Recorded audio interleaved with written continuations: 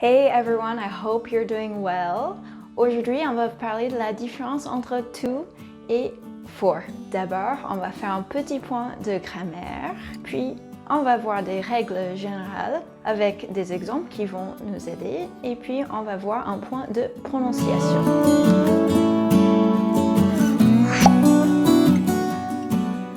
Le point de grammaire. Let's take this example. J'apprends à parler anglais pour communiquer avec mes collègues. In English, I'm learning to speak English to communicate with my colleagues.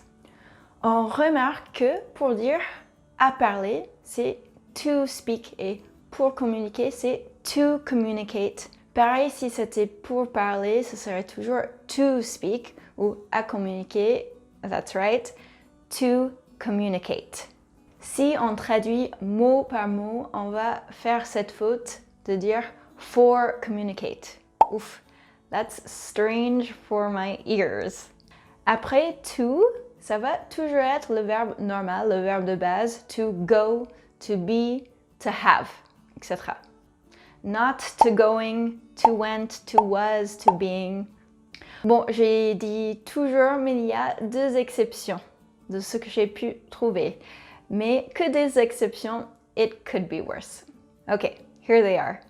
To be used to, être habitué à ne pas confondre avec just used to, qui est utilisé pour parler du passé.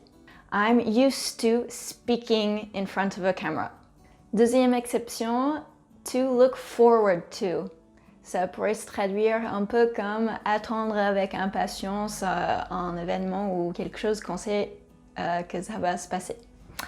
Donc, to look forward to, on va avoir le verbe ing après. For example, I'm looking forward to seeing my family. Donc, on peut avoir to go, to be, to have, to speak, whatever. Et après for, ce n'est pas le cas par contre. Si on veut utiliser un verbe, on doit utiliser le forme ing. Donc, for going, for being, for having, for speaking, à part dans les exceptions que j'ai montrées. Alors, comment savoir quand on utilise to go or for going? Regardons des règles qui vont pouvoir nous guider. To s'utilise plus pour tout ce qui est mouvement, tout ce qui a une destination. I'm talking to you. Last week, I went to the mountains. What time is the meeting? It's from 3 to 4. For s'utilise plus pour montrer le but de quelque chose. What is this setting for on my camera? It's for taking slow motion pictures.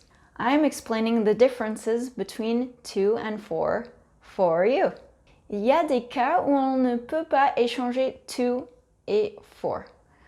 Pour exprimer le pourquoi d'une action, par exemple, on va dire studying English. On utilise to quand la raison est un verbe et for quand la raison est un nom. For example, he's studying English to communicate with colleagues.